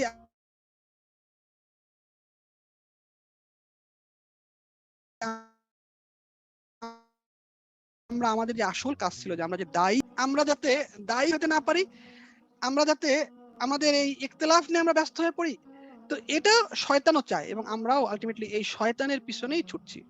এই জন্য আমাদের আজকের ক্লাসের উদ্দেশ্যই হলো যে আমরা কিছু ভাইদের ভালো গুণ নিয়ে আলোচনা করার ফলে আমরা শুধু ভালো গুণটাকে দেখবো। আমি যেটা আমল করতেছি, আমার আমল আমি সেটাই করতেছি, কোনো সমস্যা নেই। কিন্তু আমি সবাইকে আমি দিল দিয়ে মহব্বত করব। কেন? যে আমাদের কোরআন এক, আমাদের আল্লাহ এক, আমাদের কাবা এক, আমাদের যে সমস্ত বিষয় এক আছে, আমরা এই এক বিষয়ের কারণে আমরা সমস্ত উম্মতকে ভালোবাসি ইনশাআল্লাহ। এবার আমরা আরেকটা মেহনত সম্পর্কে একটু আলোচনা করি, এদের সম্পর্কে আমাদের কি ধারণা রাখা উচিত। যে আজকে সমস্ত বড় বড় মাদ্রাসা, বড় বড় প্রতিষ্ঠান যখন লক্ষ লক্ষ আলেম হাফেজ দিনদার তৈরিতে ব্যস্ত, তখন একজন রিকশাওয়ালা কিংবা একজন সাধারণ কৃষককে কে দিনের পথে নিয়ে আসবে? কিংবা আমার মতো একজন অধম প্রকৌশলী বা একজন ডাক্তারকে কে দিনের পথে নিয়ে আসবে? এই শ্রেণীকে জাহান্নাম থেকে কে বাঁচাবে? কে দাওয়াত তাবলীগের কাজ করবে?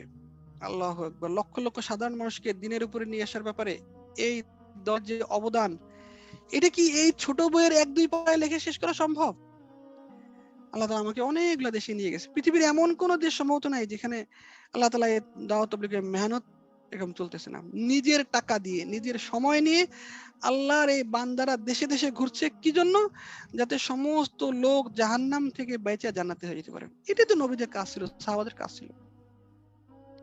আমি যখন এই লোকগুলোর সমালোচনা করব, তখন একবার আমার নিজের কাছে প্রশ্ন করা দরকার, আমার দাওয়াতের দ্বারা কতজন লোককে আমি পরিবর্তন করতে পেরেছি? এই লোকগুলোর মাধ্যমে আজকে লক্ষ লক্ষ লোক দিনের উপরে আসছে।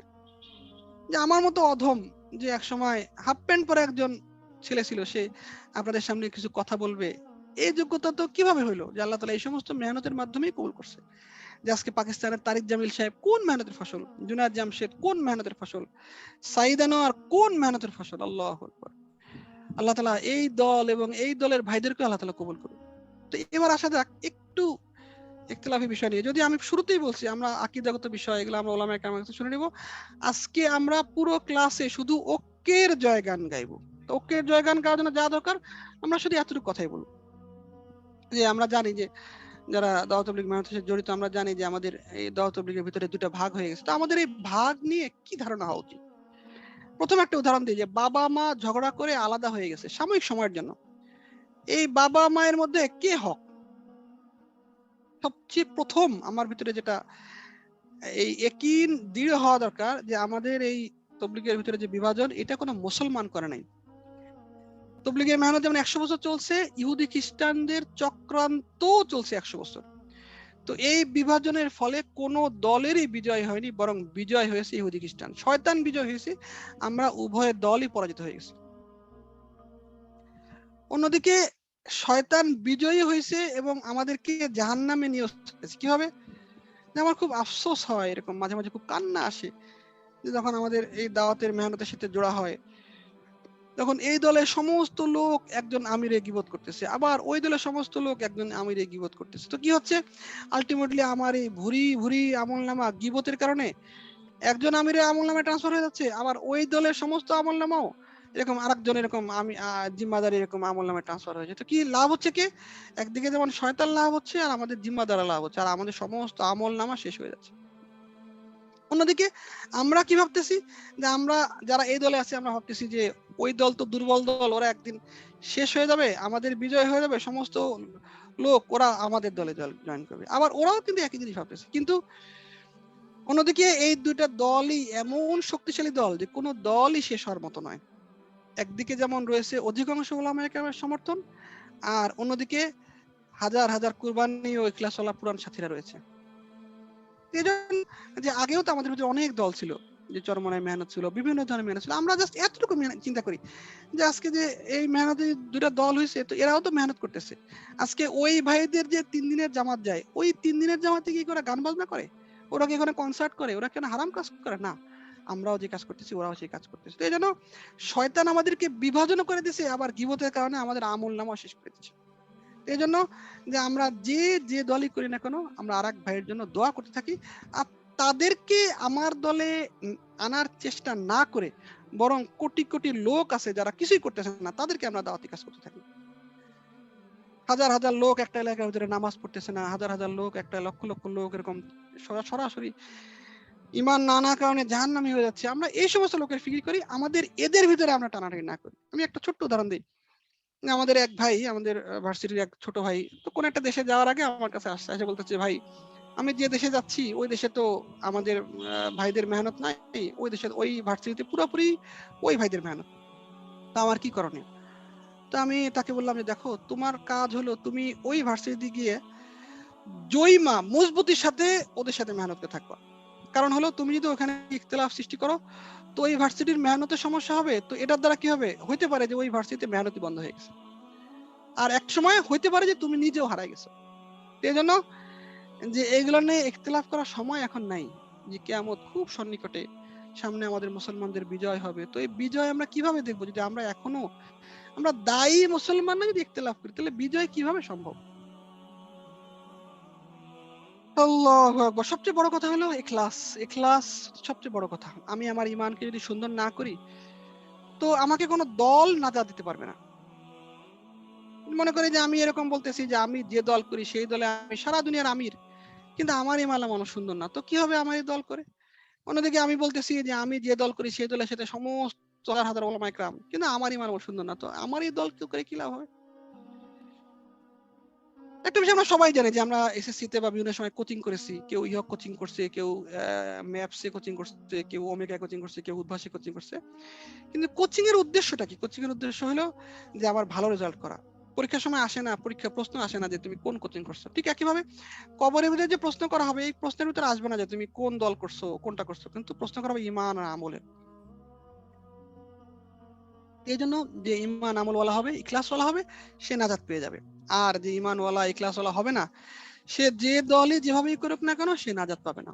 হাসরের ময়দানে আমলকে গণনা করা হবে না, বরঞ্চ ওজন করা হবে। যদি গণনা করা হয় তো তাহলে তো সহজ ছিল, কিন্তু ওজন করা হয় মানে কি? ওজন করা হয় মানে এই আমলের ভিতরে কি পরিমাণ ইখলাস ছিল এটা বের করে করে দেখা হবে। আল্লাহু আকবার।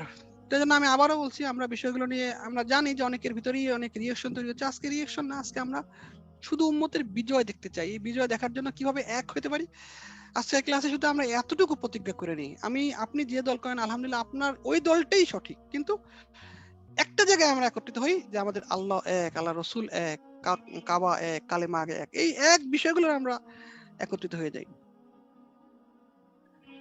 এরপর আমরা আসি আরেকটা মেহনতের কথা, জিকিরের মেহনত। আলহামদুলিল্লাহ আমাদের দেশে এবং সারা বিশ্বে জিকিরের মেহনত আছে। শত শত মানুষ এই জাকিরের দিন পাচ্ছে, শত শত মানুষ গুনাহ থেকে ফিরে আসতে পারতেছে। আমি আপনাদের সমালোচনা করতেছি, হয়তো ওনাদের মাহফিলে দুই একজন লোক না বুঝার কারণে কিছু পাগলামি করতেছে, যেই পাগলামিটাকে পুঁজি করে আমি পুরো দলকেই বাতিল করে দিচ্ছি। একটা প্রশ্ন যদি করি, আমরা যারা এই লোকগুলোর গীবত করতেছি, আমরা কি কখনো ওনাদের মাদ্রাসায় গিয়েছি, ওনাদের মাহফিলে গিয়েছি? আল্লাহু আকবার। আমার ভিতরে ওই খারাপ ধারণাগুলো ছিল। তা আমি সবসময় চেষ্টা করি যে আসলে যার সম্পর্কে খারাপ ধারণা হয় আমি তাদের কাছে থেকে জানার চেষ্টা করি। তো আমি একবার তাদের মাহফিলে গেলাম, আল্লাহু আকবার, লক্ষ লোকের হেদায়েতের জড়ি হচ্ছে এই মাহফিলগুলোতে। আমি যখন তাদের মাদ্রাসায় গেলাম, এত বিশাল মাদ্রাসা, ২,৫০০ না ৩,০০০ ছাত্র পড়াশোনা করে, আল্লাহু আকবার, জান্নাতের বাগান থেকে আমি চোখের পানি ধরে রাখতে পারলাম না যে আমরা ঢাকা শহরে বসে বসে যে লোকগুলোর গীবত করতেছি, এই লোকগুলার পায়ের ধুলার সমান যোগ্যতাও তো আমার নাই। কত কোটি কোটি লোকের হেদায়েতের জোরে এই সমস্ত লোক হচ্ছে, লক্ষ লক্ষ লোক এদের দ্বারা হেদায়েত পাচ্ছে, আর আমি বসে বসে গীবত করতেছি। আল্লাহু আকবার। যে আল্লাহ তাআলা আমাদের সমস্ত উম্মতকে এই বুঝ দিক যে আমি যাতে সহযোগী হই, প্রতিপক্ষ না হই। আমাদের মুফতি জুবাইর সাহেবের একটা বই আছে যে সহযোগী হই, সমস্ত কাজে আমি সহযোগী হব। আমি যাতে কোনো কাজেই প্রতিযোগী না হই, আমি কারো ইখতিলাফের কারণ না হই, কারো বাধার কারণ না হই, সমস্ত উম্মতকে আমি ভালোবাসবো। আল্লাহু আকবার। এবার আমাদের আরেকটা মেহনত আমাদের দেশে আছে, পীর এবং ইসলাহের মেহনত। আল্লাহু আকবার। এদের দ্বারাও শত শত লোক দিনের উপরে আসতেছে। আমি বলছি না যে দেওয়ানবাগের মতো ভণ্ডপীরের কথা বলতেছি না, বা আমি বলতেছি সেই সমস্ত আল্লাহর পাগলদের কথা যাদের দ্বারা হাজার হাজার মানুষ আল্লাহর প্রেমের স্বাদ পাইছে, আল্লাহ হাজার হাজার মানুষ জান্নাতি হয়েছে। আমাদের দেশে ভণ্ডপীরের বিষয়গুলো এত এত হাইলাইট হয়েছে যে আমরা পীর বলতেই বুঝি যে ভণ্ডপীর। বিষয়টা এরকম না। পীর মানে শিক্ষক, যিনি আল্লাহ তাআলার সাথে একজন বান্দাকে সম্পর্ক করার জন্য সংশোধনের বিষয়ে শিক্ষা দিয়ে থাকেন। আমাদের এই উপমহাদেশে দ্বীনের যে প্রবেশ ঘটছে, শাহজালাল রহমতুল্লাহ আলাইহি, শাহপুরান রহমতুল্লাহ আলাইহি, ওনারা সবাই পীর ছিলেন। আল্লাহ তাআলা এই সমস্ত পীরের দ্বারা শত শত লোকের হেদায়েত হচ্ছে। আল্লাহ তাআলা এই সমস্ত পীরদেরও, যে হক্কানি যারা পীর আছে, আল্লাহ তাআলা এদের মেহনতকে আল্লাহ তাআলা কবুল করুন। আমাদের একজন দায়ী ভাই আছে, আল্লাহু আকবার, যে দায়ী ভাই নিয়ে আমরা অনেকেই ইখতিলাফ করে থাকি না বোঝার কারণে। যে আমি শুরুতেই বলছি যে আমি তার কাছ থেকে, এই দায়ী ভাইয়ের কাছ থেকে আমার মাযহাব বিষয়ক শিক্ষা নেওয়ার দরকার নাই, বা তার কাছ থেকে আমার নামাজ শেখার দরকার নাই। তার যে ভালো গুণগুলো আছে, আল্লাহু আকবার, একজন দায়ী যার দাওয়াতের দ্বারা লক্ষ লক্ষ মানুষ মুসলমান হয়েছে, যিনি বিজ্ঞানের কথাগুলো এত সুন্দর করে উপস্থাপনা করছে যে মানুষ অবাক হয়ে গেছে। যে আমরা একসময় যে সমস্ত মিডিয়া আমাদেরকে সন্ত্রাসী বলে, যে আমরা সন্ত্রাসী না, এই বিষয়গুলো এই দায়ী ভাই এত সুন্দর করে উপস্থাপন করছে অমুসলিমদের মাঝে, বাইবেল থেকে, বেদ থেকে, কিতাব থেকে এত সুন্দর করে উপস্থাপন করে শত শত লোক দিনের পর আসছে।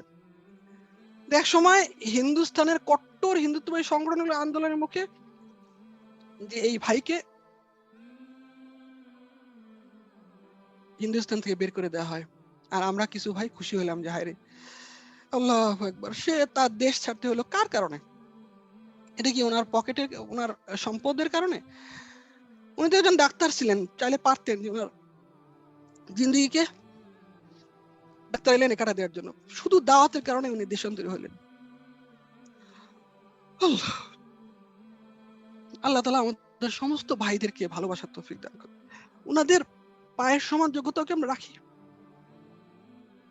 তা হাতির সমালোচনা তো হাতিই করতে পারে, আমাদের মতো পিঁপড়া কি এই সমস্ত দল, এই সমস্ত ভাইদের সমালোচনা করার যোগ্যতা রাখি? যত দল আছে প্রত্যেকটা দলকে আমরা ভালোবাসার চেষ্টা করি। আল্লাহু আকবার। আমাদের দেশে কিছু ভাই রাজনীতি যাতে জাহান্নামের দিকে চলে না যায় এই জন্য মেহনত করতেছে। আমরা এই সমস্ত ভাইদেরকেও আমরা দিল থেকে দোয়া করি যাতে আল্লাহ তাআলা এই সমস্ত ভাইদেরকেও হেফাজত করুক। যে আমাদের আল্লাহু আকবার,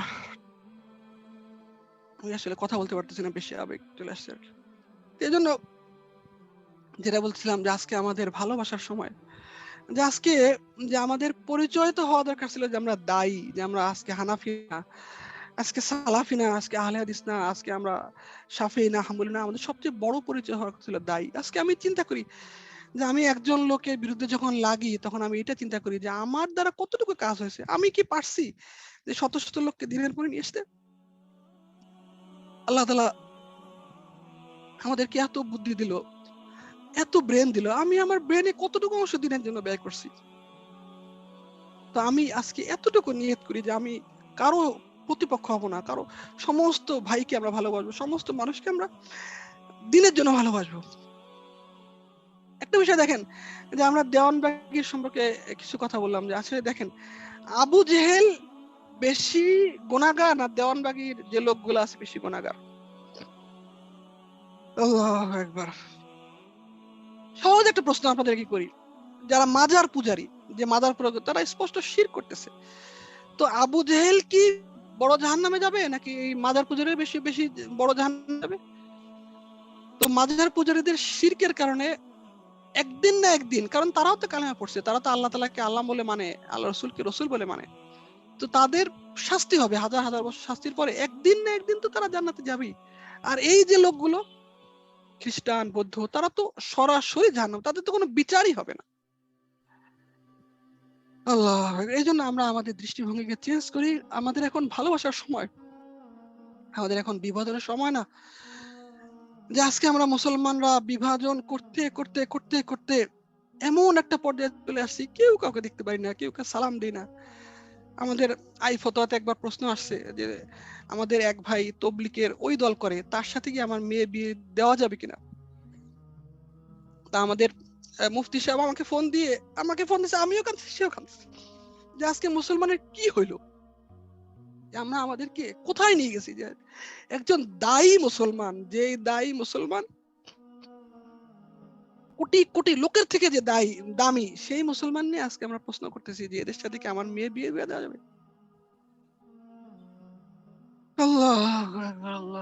এই জন্য আমরা আজকে আমাদের ভিডিও থেকে আমরা এতটুকু শিক্ষা নেই। আবার এটা নিয়ে আমরা ইখতিলাফ করবো না, যে ভাইরা এরকম বিভিন্ন বিষয় নিয়ে, ছোট ছোট বিষয় নিয়ে আমাদের ভিতরে ইখতিলাফ সৃষ্টি করে, তাদের জন্য আমরা দোয়া করব। যেমন তাদেরকে আমরা বোঝানোর চেষ্টা করবো, দেখো ভাই, আমাদের মুসলমানদের ঐক্যের স্বার্থেই যে আমাদের আজকে এক হওয়া সম্ভব। এখানে যে আমরা যে কথাগুলো বললাম, যে ভাইদের কথা আলোচনা করলাম, এটা আসলে জাস্ট আমি কিছু স্যাম্পল এখানে আলোচনা করছি। এরকম শত শত বিভাজন আমাদের ভিতরে আছে। আমরা আজকে থেকে প্রেমিক হয়ে যাব। আমরা আজকে সমস্ত উম্মতকে ভালোবাসবো। একজন মুসলমানের লাশ দেখে যদি আল্লাহ রাসূল সাল্লাল্লাহু আলাইহি ওয়াসাল্লামের চোখ দিয়ে পানি পড়ে, আর আজকে আমি এত সহজেই ওকে কাফের বলে দিচ্ছি, ও বাতিল, ও হক। আল্লাহু আকবার। হক বাতিলের মানদণ্ড কি আল্লাহ তাআলা আমার হাতে দিছে? আল্লাহ তাআলা এই কথাগুলোকে সবাই যাতে বুঝতে পারে, বুঝতে তো হবেই। মুসলমানদের যেহেতু বিজয় হবে, তো এটা না বুঝে উপায় নেই। কিন্তু আমাদের কখন বুঝ আসবে, এরকম না হয় আমাদের মার খেতে খেতে আমাদের ভিতরে বুঝ আসছে। আল্লাহ একবার একবার আমাদের এই ফতোয়াতে একটা প্রশ্ন আসলো, যে আমাদের বাড়ির পাশে একজন হিন্দু বাড়ির বিয়ে হচ্ছে, তো তার বাড়িতে জায়গা নাই, সে আমার জমির একটা অংশ সে ব্যবহার করতে চাচ্ছে তার বিয়ের কাজে, তো ব্যবহার করতে দেওয়া যাবে কিনা। তো আমার কাছে জিজ্ঞেস করলো, আমি বললাম যে আসলে মাসলা মাসাল তো আমি বলতে পারি না। তা আমি এতটুকু বলতে পারি যে আপনার আল্লাহ রাসূল সাল্লাল্লাহু আলাইহি ওয়াসাল্লাম তো অমুসলিমদেরকে ইকরাম করছে, যে আপনার উচিত হবে যে তাকে সর্বোচ্চ চেষ্টা করে তাকে হেল্প করা, এবং নিয়ত থাকবে যে দাওয়াত হইতে পারে আপনার এই ভালো ব্যবহারের কারণে ওই লোকটা ওর জিন্দেগি পরিবর্তন করে ফেলতে পারে। যে মদিনার বাজারে ইহুদিরা আসছে বাজার করার জন্য, তো প্রথমে এক দোকানে গেছে, দোকানদার বলতেছে যে ভাই, আজকে তো আমার অনেক বেচাকেনা হয়ে গেছে, আমি আজকের বেচাকেনা করব না, আমার পাশের যে ভাই দোকানদার তার আজকে খুব কম বেচাকেনা হয়েছে, যে আপনি তার দোকানে গিয়ে তার দোকান থেকে মালামাল কিনেন। তো ওই বিধর্মীরা, ইহুদিরা চিন্তা করলো যে আরে, মুসলমানদের ভিতরে যে ইকরাম ভালোবাসা, এটা যদি বেশিক্ষণ আমি যদি মদিনার বাজারে থাকি, তো আমার তো আর মুসলমান না হয়ে উপায় থাকবে না। তো তারা এখন মুসলমান হয়ে গেছে। এটাই ছিল আল্লাহ রাসূল সাল্লাল্লাহু আলাইহি ওয়াসাল্লামের আখলাক, আল্লাহ রাসূল সাল্লাল্লাহু আলাইহি ওয়াসাল্লামের উম্মতের দরদের ভালোবাসা। আজকে শয়তান আমাদেরকে সমস্ত উম্মতের ভিতরে ইখতিলাফ সৃষ্টি করে দিয়েছে, আমরাও এই ইখতিলাফে ব্যস্ত হয়ে গেছি। এজন্য ভাইরা বোনেরা, আমরা আজকে থেকে এতটুকু প্রতিজ্ঞা করি যে আমরা মৌত পর্যন্ত, আমি যেটা করতেছি আলহামদুলিল্লাহ করতে থাকি, আমি এটা নিয়ে আমি মাসলা মাসালার দিকে যাচ্ছি না, আকীদার দিকে যাচ্ছি না, কিন্তু এতটুকু একটা জায়গায় আমরা একত্রিত হই যে আমাদের আল্লাহ এক, কোরআন এক, আমাদের কাবা এক, এই সমস্ত বিষয় আমরা একত্রিত হই, এবং মৌত পর্যন্ত আমরা ইখতিলাফ করব না, কোনো বিষয় নিয়ে ইখতিলাফ করব না। এবং শুধু এটা না, আজকে হঠাৎ করে এরকম মাঝে মাঝে দেখা যায় যে অমুক ভাই বলেছে, আরে ও তো বাতিল, কি একটা অবস্থা। আর অনলাইনে এই বিষয়গুলো আরো বেড়ে গেছে। আল্লাহু আকবার। অনলাইন তো এইসব যেসব জায়গা না, আমাদের আমাদের কার্যক্রম দেখে অমুসলিমরা খুশি হয়, হাতে তালি দেয়, আরে এরা তো পাগল। মানে তাদের এজেন্ডা আমরা বাস্তবায়ন করতেছি। আমরা যে পাগল আমরা নিজেরাও বুঝি না। আল্লাহ আমাদেরকে বোঝার তৌফিক দান করুন। যাই হোক, আল্লাহু আকবার, আপনাদের সময় বেশি নিয়ে নিচ্ছি, এজন্য আফওয়ান। আচ্ছা, আমি একটু অ্যাসাইনমেন্টের কথাটা বলি। তো আমরা আসলে এই মাসলা মাসাইলগত প্রশ্নগুলো আমরা ইনশাআল্লাহ আমাদের উলামায়ে কেরামের কাছে করে নেব, কারণ আমি আগেই বলছি যে পীরের মুরিদ হওয়া মানে একজন শিক্ষকের সাথে থাকা। যদি সেই পীর কোনো শিরক বেদাত না করে, কোনো সমস্যা নাই। পীর মানে তো শিক্ষক। আপনি একজন শিক্ষকের হাতে বায়াত হলেন মানে কি, যে আপনি আপনার শিক্ষক আপনাকে আল্লাহ তাআলার সাথে সম্পর্ক করায় দিবে। তো এটাই হচ্ছে বায়াতের অর্থ। আমাদের ভিতরে এটা নিয়ে অনেক খারাপ ধারণা। যাই হোক, এটা আসলে আমাদের ওস্তাদ ইনশাআল্লাহ অনেক গুলো বলবেন ইনশাআল্লাহ। আমরা আকীদার এদিকে যাব না ইনশাআল্লাহ। তো আমরা এখানে যে দুটা লিংক দিছি, দুটো লিংকের কথা একটু বলে আমি শেষ করে দেব ইনশাআল্লাহ। তো প্রথম লিংকটা হলো, আচ্ছা, আপনাদের ক্লাস টেস্ট আমি বলছিলাম যে 5টা ক্লাসের উপরে হবে, 4টা ক্লাস আমি নিছি। আর এখানে যে ইউটিউব ভিডিওটা দেখতেছেন, আমরা আমরা মূলত এই আমাদের আলহামদুলিল্লাহ আইএম এর শুরু থেকে আমাদের ভিতরে সমস্ত ওস্তাদের ভিতরে এই ভালোবাসা ইনশাআল্লাহ পাবেন আমাদের শুরু থেকে। যেহেতু সবচেয়ে বড় কথা হলো যে বাংলাদেশে আমাদের ওলামা একরাম দাওয়াতের কাজ করে, আমাদের ওলামা একরাম হিন্দুদের মাঝে খ্রিস্টানদের মাঝে দাওয়াতি কাজ করছে, তাদের দিলেই ব্যথা আছে। এই ব্যথা থাকার কারণে দেখবেন যে আমাদের সমস্ত ওস্তাদ, সমস্ত আমাদের ওলামা একরামের ভিতরে দিল ভরা উম্মতের প্রতি দরদ। তো এই জন্য এই এই আমরা বিষয়টা নিয়ে আমরা খুব উপলব্ধি করি যে আজকে আমাদের উম্মতের ভিতরে যে বিভাজন। তো এরপরে আমরা প্রায় ৬-৭ মাস আগে, আমাদের প্রায় ২-৩ মাস ধরে আমরা আমাদের কিছু বোনরা প্রায় ১০-১৫ জন বোন এরকম বিভিন্ন জায়গা থেকে এই ভিডিওগুলো সংগ্রহ করে এবং আমরা এই ভিডিওগুলো একত্রিত করি। এখানে এই ভিডিওতে আমার কথা না, এই ভিডিওতে ওলামা একরামের কথা আছে, প্রায় ১২-১৩ জন ওলামা একরামের কথা আছে এই ভিডিওতে, প্রায় ১-১.৫ ঘন্টার একটা ভিডিও। এখানে সমস্ত ওলামা একরাম, এখানে শায়েখ আহমদুল্লাহ কথা আছে, আব্দুল্লাহ জাহাঙ্গীর সাহেবের লেকচার আছে, প্রায় ১২-১৩ জন বড় বড় ওলামা একরাম শায়েখের কথা আছে। তো এই ওলামা একরামরা ঐক্য নিয়ে কি কথাগুলো বলছে, এই কথাগুলো এখানে এই ভিডিওতে আছে। এই ভিডিও থেকে আপনাদের অলরেডি কয়েকটা প্রশ্ন আমি জমা দিয়ে দিছি। তো এই ভিডিওটা অবশ্যই আপনারা দেখবেন। এই ভিডিও থেকে আপনাদের আজকে যে কথাগুলো বললাম, এই কথাগুলো থেকে বেশি খোরাক ইনশাআল্লাহ এই ভিডিও থেকে পেয়ে যাবেন। ২ নম্বর হচ্ছে আপনাদের একটা অ্যাসাইনমেন্ট দেওয়া হয়েছে। এই অ্যাসাইনমেন্টটা থেকে আপনাদের একটা মার্ক থাকবে। এই অ্যাসাইনমেন্টের কাজটা হচ্ছে আপনারা এই লিংকটাতে যাবেন। এই লিংকটাতে যাওয়ার পরে দেখবেন যে এখানে আপনার রোল নাম্বার দেওয়ার পরে ২টা প্রশ্ন আছে। একটা প্রশ্ন হলো যে আমাদের আগের দিনে যে প্রশ্নটা ছিল উম্মতের ফিকির, আর আজকের যে ক্লাসটা উম্মতের ঐক্য। উম্মতের ফিকির নিয়ে আপনার যদি কোনো ভালো লাগার কোনো ঘটনা আপনি ওখানে লিখে দিবেন। ঠিক একইভাবে উম্মতের ঐক্য নিয়ে আপনার যদি কোনো কোরআন হাদিসে ভালো লাগার ঘটনা থাকে তাও লিখে দিতে পারেন, অথবা আমি যেমন কতগুলো উদাহরণ দিলাম, যে মাছের উদাহরণ দিলাম, তেলের উদাহরণ দিলাম, এই ধরনের যদি কোনো উদাহরণ মনে হয় যে উম্মতের ঐক্যের জন্য এরকম একটা উদাহরণ আমার কাছে খুব ভালো মনে হয়েছে, এই উদাহরণ হোক বা কোরআন হাদিসের কোনো কথা হোক বা সাহাবীদের কোনো ঘটনা হোক, আমরা লিখে দিবেন। অর্থাৎ এখানে আমি এই লিংকটা একটু দেখাই। এখানে ২টা ঘটনা লিখতে বলা হয়েছে। এটা ঘটনা হতে পারে, কোরআন হাদিসের কথা হতে পারে, কোনো বুজুর্গদের কথা হতে পারে, সাহাবীদের কথা। আপনি যেটা পারেন সেটাই লিখবেন। অর্থাৎ আমার এখানে অ্যাসাইনমেন্টটা দিলেই আপনি মার্ক পেয়ে যাবেন। তো এখানে জাস্ট আপনি আপনার নাম লিখবেন, ইমেল অ্যাড্রেস দিবেন, রোল নাম্বার দিবেন, দেওয়ার পরে দাওয়াতের ফিকির নিয়ে আপনার জানা একটা ঘটনা অথবা আপনি জানার চেষ্টা করে একটা ঘটনা এখানে লিখে দিবেন। ঠিক একইভাবে উম্মতের ঐক্য সংশ্লিষ্ট ঘটনা এখানে লিখে দিবেন। এটা একটা মার্কস থাকবে ইনশাআল্লাহ। এটা আসলে একটা মার্কস থাকবে, মানে ৫ মার্কের একটা এখানে মার্কস থাকবে ইনশাআল্লাহ আরকি। আর ক্লাস টেস্টের যে প্রশ্নগুলো হবে এই ক্লাস টেস্টে, আচ্ছা আমি আপনাদেরকে একটু বলে রাখি, আমাদের আরমান সাহেব যে সাবজেক্টগুলো নিচ্ছে এগুলো মূলত ভাইভা হবে। এই ভাইভাগুলো হবে ফাইনালি। লিংকটা আমি এখানে দিয়ে দিছি। আমি আবারও দিয়ে দিচ্ছি। আরমান সাহেবের যে আরমান ওস্তাদের যে ক্লাসগুলো এগুলো ভাইভা হবে, এই ভাইভাগুলো ফাইনালি। আর আমি, তারপরে আমাদের মুফতি জুবায়ের সাহেব এবং হচ্ছে যে মাহবুব সাহেব, এই এই ৩ জন ওস্তাদের যে ক্লাসগুলো, এই ক্লাসগুলো থেকে মূলত ক্লাস টেস্ট, মিড টার্ম এবং ফাইনাল পরীক্ষায় এমসিকিউ এক্সাম হবে। তো এই ক্লাস টেস্টের আগে যেহেতু জুবায়ের সাহেবের মাত্র একটা ক্লাস আছে, এজন্য জুবায়ের সাহেবের কোনো সাবজেক্ট থাকতেছে না। শুধু আমার যে ৪টা ক্লাস আর এই যে ইউটিউব ভিডিও, এই ৫টা ক্লাসের উপরে মূলত আপনাদের এই ক্লাস টেস্টটা থাকবে আরকি। তো আচ্ছা, লিংক যে কপি করতে পারছেন উনি গ্রুপে দিয়ে দিন ইনশাআল্লাহ। আল্লাহু আকবার। তো সময় শেষ হয়ে গেছে ইনশাআল্লাহ। তাহলে আমরা কি নিয়ত করলাম বলেন? আমাদের নিয়ত একটাই হবে যে আমরা অনলাইনে হোক, অফলাইনে হোক, সর্বপ্রথম আমি নিজে আমার মৌত পর্যন্ত কোনোদিন ইখতিলাফি কথাবার্তা বলবো না এবং কোনোদিন কারো সমালোচনা করব না। এই নিয়তটা করা যায় না ইনশাআল্লাহ? এতটুকু নিয়ত ইনশাআল্লাহ সবাই করি যে আমি তো পুরো উম্মতকে আমি এক করতে পারবো না। এই ক্ষমতা কি আর আমার আছে? আমি কি এত ক্ষমতাবান যে আমি পুরো উম্মতকে এক করে দিব? জি, জুবাইর ওস্তাদেরও ৪-৫ টা ক্লাস আছে। উনি এখন একটু ব্যস্ততা চলতেছে। আপনাদের ক্লাস আছে। ৪-৫ টা ক্লাস উনি ইনশাআল্লাহ নিবেন। তো এজন্য আমরা সবাই নিয়ত করি যে আমি পুরো উম্মতকে এক করতে পারবো না। কিন্তু আমি উম্মতের বিভাজনের যে আগুন, এই আগুনে ঘি ঢালবো না। এতটুকু নিয়ত করি যে আমি উম্মতের বিভাজনের আগুনে ঘি ঢালবো না। বরঞ্চ আমি চেষ্টা করি যে আমি যদি একজন লোককেও হয় এই কথাটা বোঝানোর চেষ্টা করব যে যে ভাই, উম্মতের যদি বিজয় দেখতে চাই তো আমাদেরকে তো এক হইতেই হবে। একটা কথা আপনি সবাইকে এই কথাটা, এই উদাহরণটা দিয়ে বোঝাবেন যে একজন দায়ী মুসলমানের কত দাম।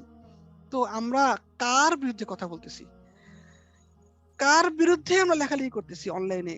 আমরা হুট করে একটা জিনিস জানলাম আর লিখে দিলাম, আরে এত বড় মেহনত, এত কোটি কোটি লোকের কাজ আমি একাই গীবত করে দিলাম। আল্লাহ, তো এই জন্য আল্লাহ তাআলা আমাদের সবাইকে হেফাজত করুক এবং সবাইকে দায়ী হয়ে, সমস্ত নবীরা কেউ আহলে হাদিস ছিলেন না, সালাফি ছিলেন না, হানাফি ছিলেন না, শাফিঈ ছিলেন না, কোনো মাযহাবে এই বিষয়গুলো তাদের প্রাধান্য ছিল না। সবচেয়ে প্রাধান্য কি দিতেন নবীরা?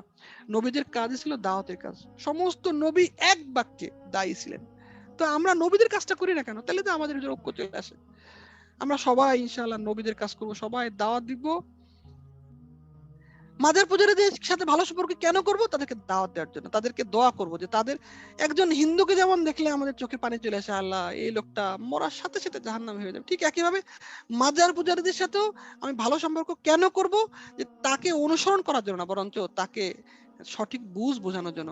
আমার দুইটা সন্তান, একটা সন্তান খারাপ হয়ে গেছে, একটা সন্তান মনে করেন যে মদ খায়, বা একটা সন্তান যে সে দিনের উপরে নাই, তো আমি কি ওই সন্তানটার সাথে সম্পর্ক বাদ দিয়ে দেবো? ওই সন্তানকে কি আমি বের করে দেবো ঘর থেকে? না, আমি তো ওই সন্তানের সাথে আরো ভালো সম্পর্ক গড়ে তুলবো। কেন? যে ওই সন্তান যাতে দিনের উপরে চলে আসে। এই জন্য ইনশাআল্লাহ আমরা প্রত্যেকে দায়ী হব। আমরা কি আমাদের ময়দানে সবাই দায়ী হয়ে উঠতে চাই? আপনারা কি দায়ী হবেন না মাযহাবী হবেন না কি হবেন বলেন?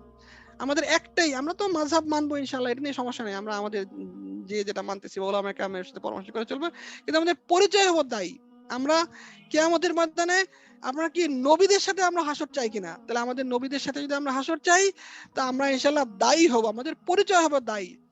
আপনারা এটা পরিচয় দিবেন যে আলহামদুলিল্লাহ আমার দাওয়াতের কারণে 3 জন হিন্দু মুসলমান হয়েছে, 5 জন বান্ধবী আমার ক্লাস ফ্রেন্ড তারা নামাজি হয়ে গেছে। আমার দিন শেষে আমার পুঁজি কি? আমার পুঁজি কি এই যে আমি এই অনলাইনে কিছু লেখালেখি করে চলে গেলাম? না, আমার তো পুঁজি হবে এটা, যে আমি যেন মরার সময় বলতে পারি যে আল্লাহ, যে আমার এরকম, আমার দ্বারা এরকম 100 লোক এরকম দিনের উপরে আসছে। খুব আফসোস হয় যে আমাদের এলাকায় এক ভাই মারা গেল, আরেক ভাই বলতেছে আরে উনি তো ওই দলের ছিলেন। আল্লাহু আকবার, একজন লোক মারা গেছে।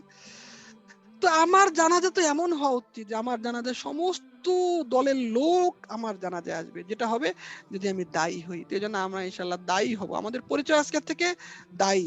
আর দায়ী কি শুধু এখানে চ্যাটিং এ লিখলেই দায়ী হবে? চ্যাটিং এ লিখলেই দায়ী হবে না। এই জন্য আমরা আজকের থেকে ইনশাল্লাহ যেখানে সুযোগ পাবো আমরা মুসলমানদের অমুসলমানদের সবাইকে আমরা দাওয়াত দিব, সবাইকে দাওয়াত দিয়ে আল্লাহ তাআলার সাথে সম্পর্ক করে দেবো। এর থেকে উত্তম কাজ আল্লাহ তাআলার কাছে আর কিছুই নাই। আগের দিন বলছিলাম না যে একজন মা হারা, যে সন্তান হারা মা 10 বছর পরে যখন সন্তানকে পাওয়ার পরে যে পরিমাণ খুশি হয়, আমার আল্লাহর সাথে যদি একজন আল্লাহ ভোলা বান্দাকে যদি আমরা মিলাই দিতে পারি, তো এর চেয়ে বেশি খুশি আমার আল্লাহ তাআলা হন। তো এই জন্য আপনারা আমাদের জন্য দোয়া করবেন, এবং আমাদের মাদ্রাসা এবং সমস্ত উস্তাদের সাথে দোয়া করবেন, সমস্ত ছাত্রদের জন্য দোয়া করবেন। আমরা প্রত্যেকের জন্য দোয়া করি যে আল্লাহ তাআলা যেন আমাদেরকে দায়ী হিসাবে নবীদের সাথে আমাদেরকে কিয়ামতের ময়দানে যেতে একত্রিত করে। আমি আসলে এখন আপনাদেরকে 15 মিনিট সময় বেশি নেই। আপনাদের ইনশাআল্লাহ এইগুলো আমরা ডিটেইলস ইনশাআল্লাহ আমরা গ্রুপে দিয়ে দেব। টেনশনের কোনো কারণ নাই। আমরা লিংকটা ইনশাআল্লাহ গ্রুপে দিয়ে দেব। আল্লাহু আকবার। আল্লাহ তাআলা আমাদের সবাইকে দিনের জন্য কবুল করুক। আসসালামু আলাইকুম ওয়া রাহমাতুল্লাহি ওয়া বারাকাতুহু।